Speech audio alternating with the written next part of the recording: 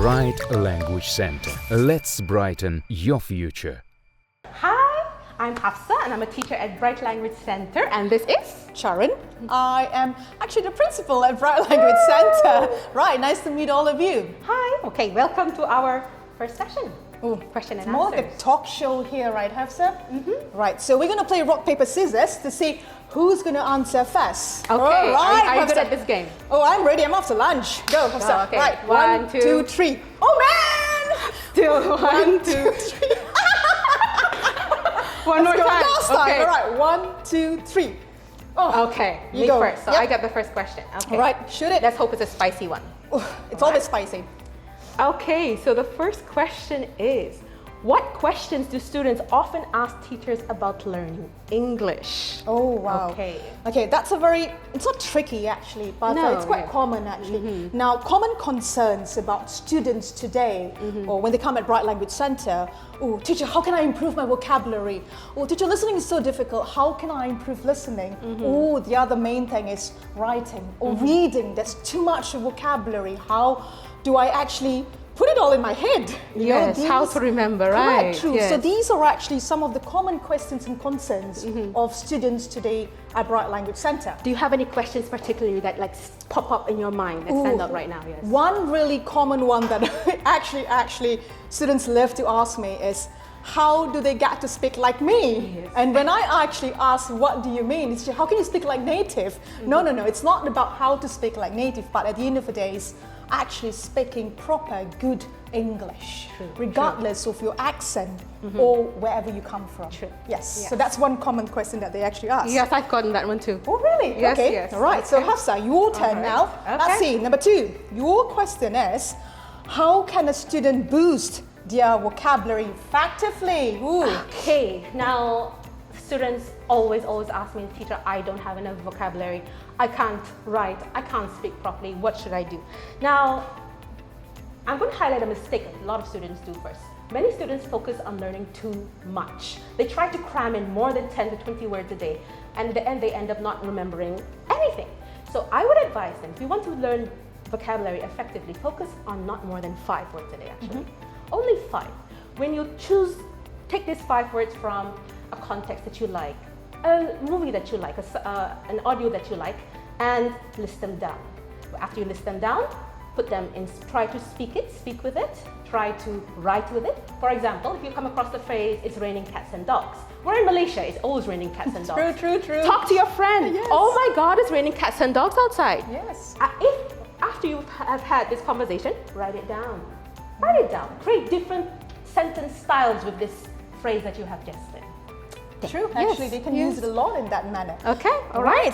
Next Okay, so one. back to you, Tara. Oh, yes, of course. Bring it on. Question number 3. Ooh, surprise me. Okay, now this one is a very tricky one. Oh, How can a student speak confidently while they are still learning English? wow. That's a real tricky one. Yes. Now, I can't say find a boyfriend or a girlfriend, right? no, That's no. no way. I That's don't a wrong advise that, advice, yes. but though at the back of it, Hafsa, yes, maybe. All right. But well, I can't really. Now, what I actually would advise is find someone that you're comfortable to talk to. You know, be it your classmate or someone from outside, your housemate. That could be a not the same country that you come from, basically. So once you actually build that and you're comfortable, you are confident enough, that will automatically boost your confidence. Yes, true. Yes, that will actually help. And not only that, find a classmate that's not from the same, doesn't speak the same language as you do. Why is that? Well, at least you try, you practice, although it's a broken English, Yes. at least you're trying, you're building up that little, you're boosting your confidence level. It kind of forces them to do it also, In a right? way, you kind of force, Yes. definitely you force yourself. So bottom line is getting them not to be shy. Yes, Yes, okay. coming out from that eggshell that they are from, Yes, So at least that will actually help. Thank you. All right, okay. Ooh, Hafsa, next one. Next one, okay. All right, now, what should a student know before starting his or her English course journey? Before coming to study here. Yes. Okay, set realistic expectations. Be honest with yourself at what level you are. Don't come in and say, oh, just because I can understand this certain phrase, I'm at a higher level. No, be realistic. When you're realistic, you're able to set goals that you can achieve. Also, it's important to come in knowing that you're coming here for help. The teachers are here to help you. So work along with your teachers. We're not here to criticize you or put you down. Work along with your teachers. Don't be shy to ask questions of them. Your English learning journey is not going to be as easy as you think. This is an academic crunch, basically almost like a crunch course. So it's very intense. So you have to be aware of the pace of your learning, of how well you receive information, and yes, basically that's it, yes. So what happens if a student actually, who's coming here to learn English and starting a journey, what if they're actually burnt out or they're missing home? What would you suggest, or what would you, an advice that you would give them? Oh, burnout. Yes, that is very lot, common, yes. burnt out, too long. Oh, sometimes like, I'm homesick. Yes. Now, homesickness, how to deal with homesickness? Now, that is a very common complaint, because when a student becomes homesick, they actually lose the motivation to learn. Now, I would advise them, if they really can't handle, to actually take a long weekend. I do advise them sometimes, take a long weekend. Not too long, come back to class. Yes, but sometimes, I acknowledge you as a person that you might just need a break. True. You need a break, go back to university, yes, feel better, and get some rest, and then come back again, talk to your family, all right? Express your feelings, find someone you can talk to express this loneliness or difficulty that you're going to, and come back when you're feeling better. True, definitely. But don't take too long. Yes. And definitely come back. All right. Okay. Right, your turn, Hafsa. Number 5. Okay, so the next question is, okay, this is a very common problem we have. How can a student improve their listening? Oh, wow, okay. Right. Now, listening. Now, I would actually ask a student to listen to something that they love, something that they're comfortable with, something that they enjoy actually. It can be a movie clip, it can be a song, it could be a podcast, anything. All right, now if it's a movie, please don't watch the whole thing, all right? Even if you're going to watch a movie, a short part, make sure it's an English movie, and also the subtitles at the bottom, do not, I advise you not to have in a different language. Try putting an English subtitle so you can read and listen at the same time. So you're doing 2 skills at the same time. It comes to practice, but it actually helps you. And what if it's a song? Now, song could be for 5 minutes, you know, so listen to a song, and the best thing is repetition. Listen to a podcast or a short news video clip, anything that would actually, you can listen it again and again and again. And once you actually have something that, pick up the words, pick up the phrases, borrow them, use it in your everyday application. That's how you actually improve on everything, not just your listening will be good. Actually, frankly, your reading skills will pick up too. Yes, all skills actually, because you're actually listening, you're reading subtitles, you know, even a song that at the end of the day. So that pronunciation matters. You actually, you know, you start learning to pronounce some of the words and intonation. So actually good. And sometimes I do have students who challenge me with the intonation. I heard this song with this tone. How do you pronounce it? You know? Yes. Intonation is so important because many students have the problem of speaking flatly. We don't want a dead heartbeat actually. So intonation is a heartbeat. It has to be up and down. Right. Okay. Oh, Hafsa. Okay. You got me on listening. Okay. I'm going to challenge you with writing. Oh, no. Oh, yes. Okay. All right. Now, what about writing? What kind of challenges do students face in writing? I have a lot to say about this. The first thing the most challenging aspect of writing, number 1 is sentence structure. Number 2 is content. Sentence structure means that their grammar is weak, and content means they can't actually explain their points in English, okay? And the icing on the cake to make what makes it even worse is when they can't spell. Spelling is a problem for so many students because, as you know, English spelling can get quite complicated. Very true, yes, very true. It's always a confusion between British and American spelling. Which one should they use? Yes. And to sprinkle put some sprinkles on the cake. Now, punctuation, students have so much problems with punctuations. They just can't remember when to punctuate. Yes. And eventually, instead of having 4 paragraphs or 3 paragraphs, it ends up 1 sentence. Yes. Okay, so yes, punctuation matters. All right, great. Okay. Right, kick me. Not me, but basically what I meant is, hit me with a... It's a follow-up question. Yeah. Oh, okay, continue. Right. How can they improve their writing?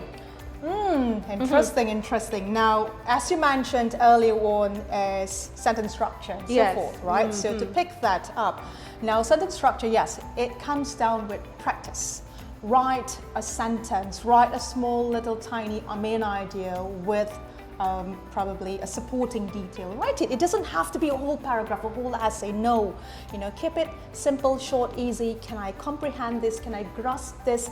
Is this correct? Once you get that, bingo, move to the next part. So you go in, cake, like a cake, you have many slices, so we don't want the whole cake. Yes, I do want it, but cut it.